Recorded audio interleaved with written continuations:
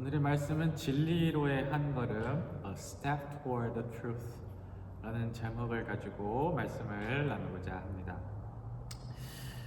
우리가 이제 한 발자국 이렇게 더 내딛는 것이 큰 차이를 만들어낼 때가 종종 있는 것 같아요. 특히 이제 제가 스케이트 경기를 이렇게 보면 그 마지막 이제 결승선에서 이제 스케이트 선수들이 발을 한 발을 이렇게 쭉 내밀어서 결승선을 넘겼을 때 이제 그 선수가 1등을 하는 그런 모습을 이렇게 종종 발견을 했어요. 2023년인가요? 인라인 스케이트 경기인데 이제 한국인 선수가 이제 1등으로 들어오는 줄 알고 마지막에 이제 결승선에 들어오기 직전에 이렇게 셀러브레이션을 막 이렇게 했는데 그 선수 뒤로 다른 선수가 들어오면서 발을 쭉 이렇게 내밀어서 이제 2등으로 들어온 선수가 0.01초 차이로 이제 금메달을 딴 그 경우가 있었거든요. 그런 걸 보면서 이 발을 한 발자국 그 끝에 내민 것이 그 전체 상황을 결정하는 그 결과를 결정짓는 어떤 큰 그 영향력을 가지고 있는 것을 이렇게 이런 경기를 통해서 이렇게 쭉 봤던 그런 기억이 있어요. 흥미롭게 봤는데 제가 오늘 말씀을 준비하면서 이제 믿음에 대해서 생각을 해볼 때 그 믿음도 그 동일한 상황이 발생할 때가 있는 것 같아요. 특히 그 진리죠. 예수님이라는 그 진리 그 안에 그 한 발자국을 들이미르는 사람이 있는 그 안에 들어가는 사람이 있는 반면에 살아가다 보면 저도 그렇고요. 우리가 항상 좋은 사람으로 살 수 있지는 않으니까 어떤 상황에 대해서 왔다 갔다 할 때가 있는데 어떤 상황에 보면 그 진리에 발을 내밀지 못하고 그래서 그 진리가 얘기하는 예수님의 진리가 얘기하는 어떤 깊은 그 깊이를 알지 못할 때가 많은 것을 보면 이 믿음 상황 속에서도 이 한 발을 예수님께 하나님께 내딛는 것이 참 큰 영향력을 가져올 때가 있는 그런 상황들을 우리가 생각해 볼 수 있겠다라는 그런 생각을 했습니다. 오늘 본문이 거기에 대해서 참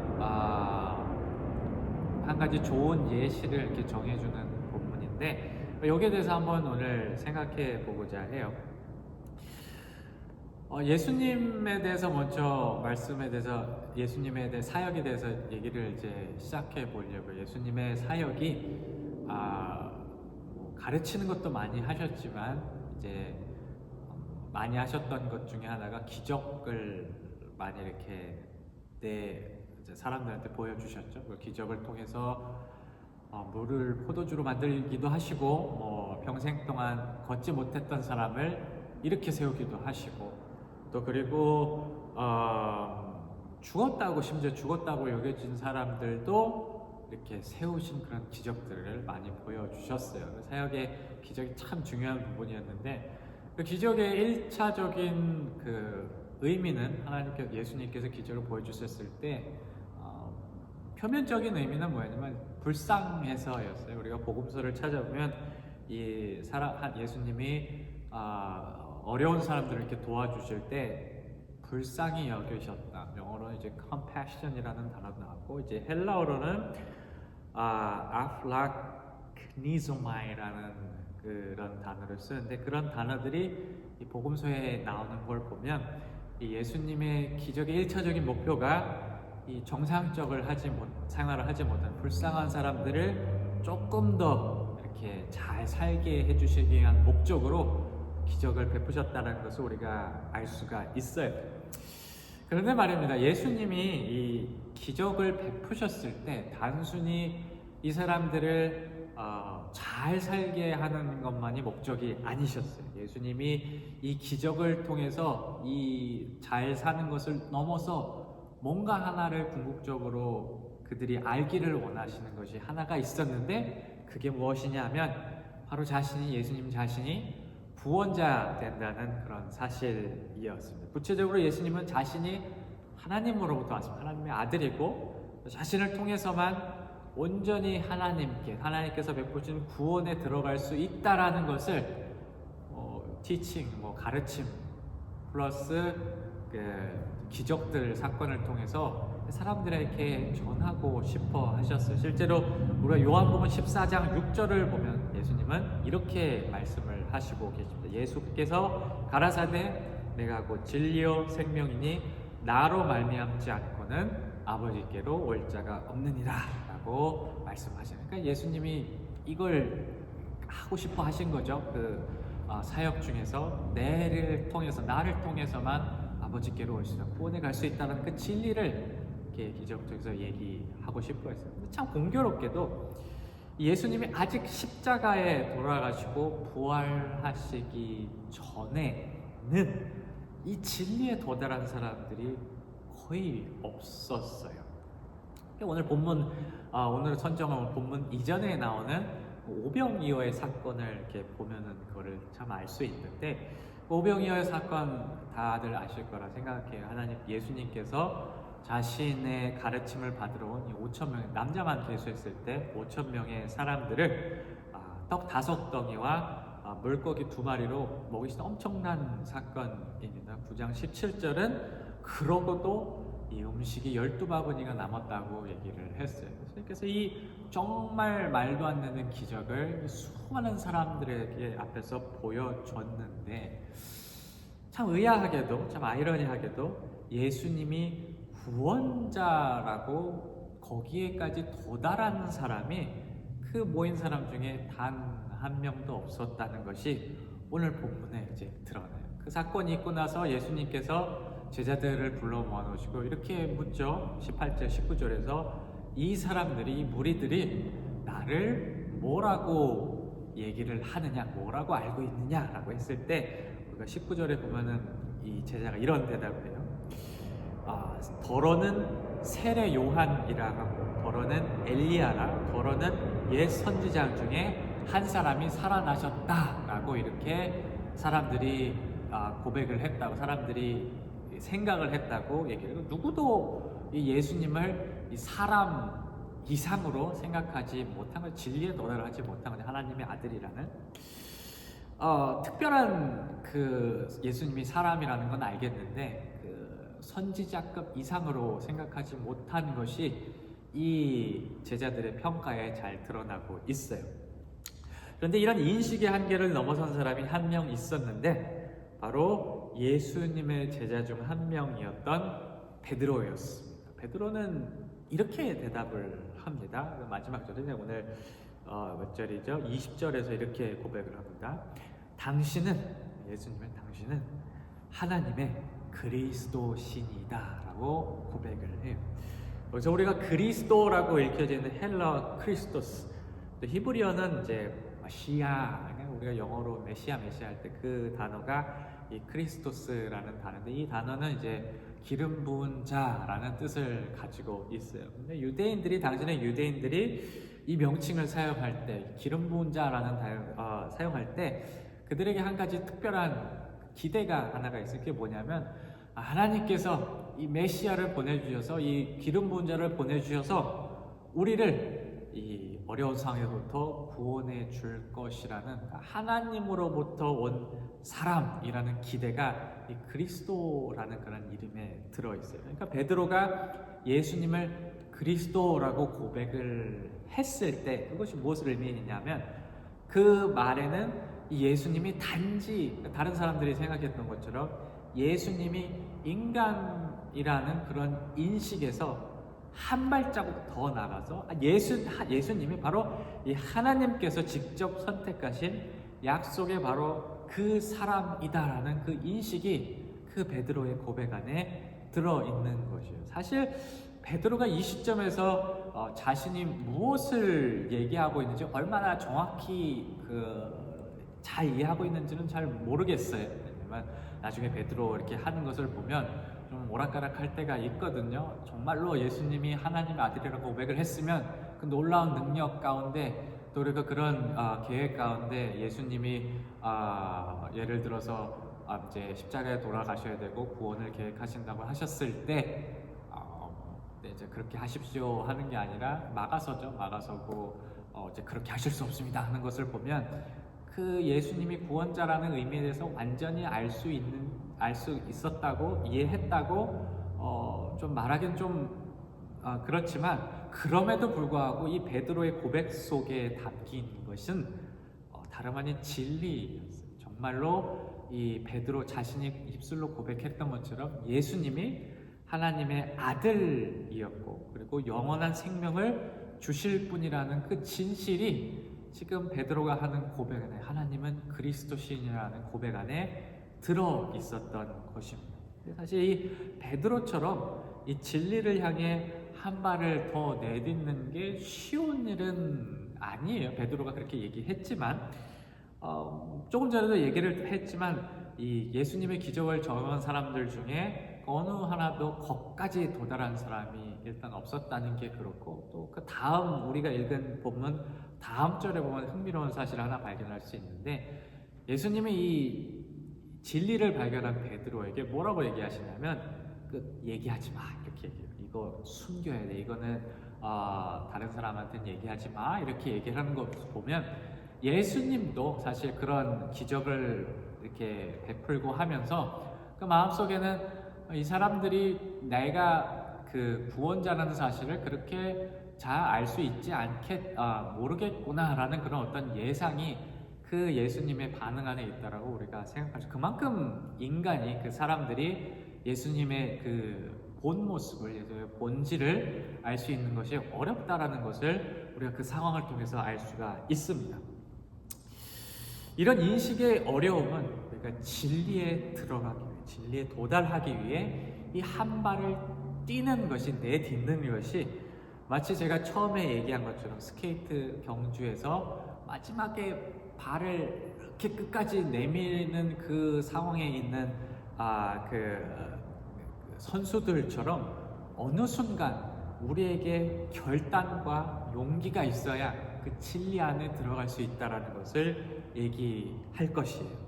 실제로 베드로 본인도 하나님은 그리스도신이라 이렇게 고백을 했지만 그 마음속에는 거기까지 가기까지 쉽지 않은 상황을 우리가 예상을 해볼 수가 있어요. 왜냐하면 베드로도 유대인이었고 그 유대 전통 안에서는 이 사람으로 자기들이 인식하는 사람들을 하나님으로 얘기하는 것이 참 힘든 그런 상황이었거든요.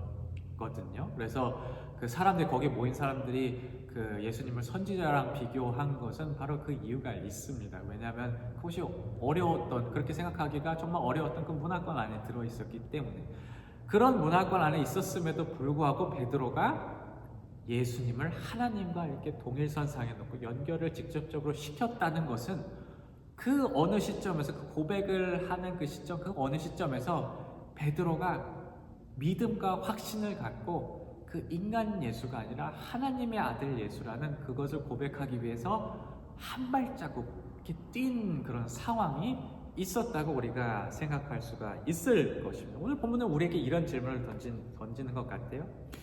우리가 예수님을 전능하신 구원자라고 이렇게 믿고 살아가는데 정말 그 진리 안에 우리가 들어가 있어요. 확신이 있습니까? 우리가 하나님께서 정말 많은 은혜들을 우리한테 베푸셨고 하나님 좋은 분이시야, 하나님께서 정말 우리에게 좋은 것을 베푸셨어 라는 것들을 우리가 표면적으로는 알고 있죠. 그렇게 고백하며 살아가지만 정말로 우리가 이 하나님이, 우리 예수님이 모든 것을 다 하실 수 있는 능력의 하나님이시고 또 구원자 하나님이라는 사실을 완전히 붙드는 그런 모습을 우리가 갖고 있느냐, 그 안에 들어가 있느냐라는 그런 질문을 우리에게 던질 것이에요.